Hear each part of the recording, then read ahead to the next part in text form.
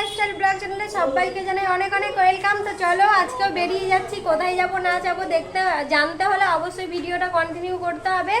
আর আশা করি ভিডিওটা তোমাদের খুবই ভালো লাগবে, ব্লগটা ভালো লাগবে। তোমরা কন্টিনিউ করো, কোথায় যাচ্ছি না যাচ্ছি সবটাই তোমাদের সাথে শেয়ার করব বলেই আজকে আমি ইন্ট্রোটা দিলাম।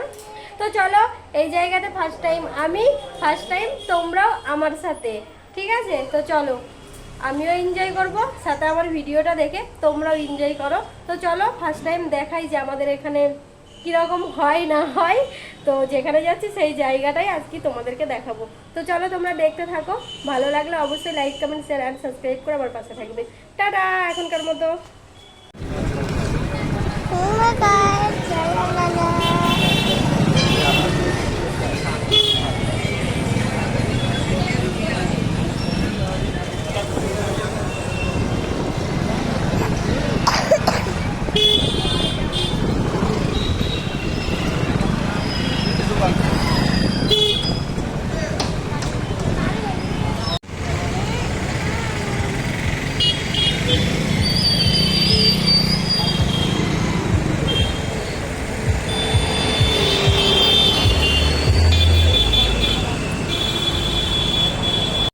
বন্ধুরা দেখো, আমরা আপাতত মেলায় পৌঁছে গেছি, যেখানে আমাদের মেন উদ্দেশ্য ছিল সেই জায়গাতে আমরা পৌঁছে গেলাম। তো মেলাতে প্রথমেই তোমাদের বলবো, মেলা বলতে এই মেলাটা পুরোটাই আলাদা ছিল।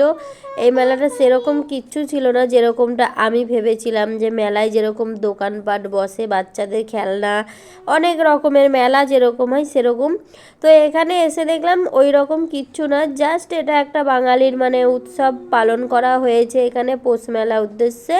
বাউল গান হচ্ছিল, বাচ্চাদের প্রোগ্রাম হয়েছে, সেটা দুপুরবেলা অলরেডি হয়ে গেছে। তখন তো আমরা যাইনি, আমরা জানি 6টা থেকে। তো যেহেতু রশনির পাপা কাজে আছে, কাজ থেকে আসবে তারপরেই না আমরা যাব, তাই না? তো এখানে এই যে এইসব জিনিসপত্র টুকটাক 4-5টা দোকান বসেছিল এখানে, একটু চুরি মেলা। এখান থেকে আর কি কিনবো আমরা বলো? হ্যাঁ, আর জামা কাপড়ের স্টল বসেছিল। আর এছাড়া প্রত্যেকটা খাবারের স্টল বসেছিল এখানে, সব কিছু খাবারের ছিল। আর এখানে এই ফুল গাছের টবগুলো ছিল, একটু দেখালাম তোমাদেরকে।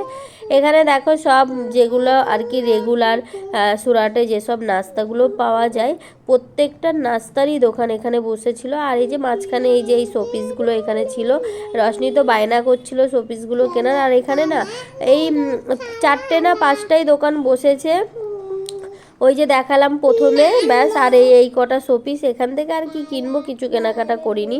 রশনি ভীষণ বায়না করছিল, তো মাম্মামকে বললাম যে মাম্মাম প্রচণ্ড দাম, এখান থেকে তোমাকে কিচ্ছু নিতে হবে না। আর ও তো কিছুতেই আসবে না, ভীষণ বায়না করছিল। তারপরে ওকে বুঝিয়ে শুনিয়ে ওখান থেকে, ওর বাবা তো আনতে পারছিল না, আমি লাস্ট অবধি নিয়ে আসলাম। তারপরে ওই যে ওর বাবা ওকে কোলে করে নিয়ে যাচ্ছে। যাই হোক, তারপরে এই যে তোমরাও দেখো, আজকে না ঠিকভাবে ভয়েস ওভারটা দিতে পারছি না, কারণ শরীরটা ভীষণ খারাপ। আর এইমাত্র আমি ঘুম থেকে উঠলাম, অবশ্যই আমার ভিডিও পোস্ট করার সময় হয়ে গেছে, তারপরেও আমি এখন উঠে জানি না ভিডিওটা কখন পোস্ট করতে পারবো। যাই হোক, কালকেও ভিডিও দিইনি, আজকেও দেবো না, না দিলে একটা কেমন হয়, তাই না? ওই কারণে আর কি কষ্ট করে হলেও দিচ্ছি। আর এই দেখো, এখানে এই যে আমাদের গণপতি বাবার মূর্তি এখানে বসানো আছে। মূর্তিটা এতটা সুন্দর বন্ধুরা, কি বলবো, ভীষণ সুন্দর ছিল, ভীষণ সুন্দর ছিল।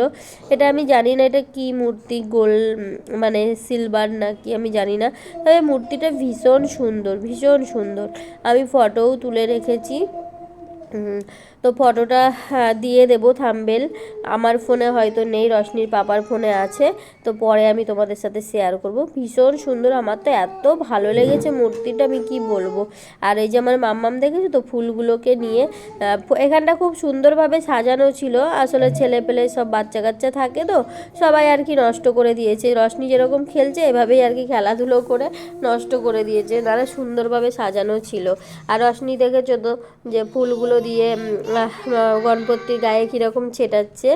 তো তারপরে ওই যে ওর আঙ্কেলটাকে কি যেন বলছিল জানি না, কিছু একটা বলে বোঝাতে চাইছিল। কি বলছিল আমিও বুঝতে পারছিলাম না, হয়তো গণপতিকে কিছু একটা বলছিল, কারণ ও তো এই ঠাকুরগুলো সব চেনে। কারণ এখানে সুরাটে ভীষণ ফেমাস গণপতি পুজোর পুজো হয়, ভীষণ ভীষণ ফেমাস হয়। আর এই যে পুচকিটা, পুচকিটা কি হালকা যেন না, হালকা সোলা একদম পুরো। চলো লাস্ট আরেকটু দেখিয়ে দিই তোমাদেরকে, লাস্ট বারের মতো মেলাটা। ভিড় মোটামুটি ভালোই হয়েছে, শুধু খাবার দাবার ছাড়া এই মেলাতে কিছুই না। আর আমি যেখান থেকে সবসময় মানে শাড়ি কেনাকাটা করি সেই স্টলটাও বসেছিল। তারপরে এই যে তোমরা তো লাইভে দেখতেই পেয়েছিলে, আমরা হোটেলে খাওয়া দাওয়া করার জন্য এসেছিলাম। তো এই যে এখানে চানা নেওয়া হয়েছিল, রুটি, আর এই তোমার মিক্স ভেজি রাইস নেওয়া হয়েছিল। ভিডিওটা ভালো লাগলে অবশ্যই লাইক কমেন্ট শেয়ার করে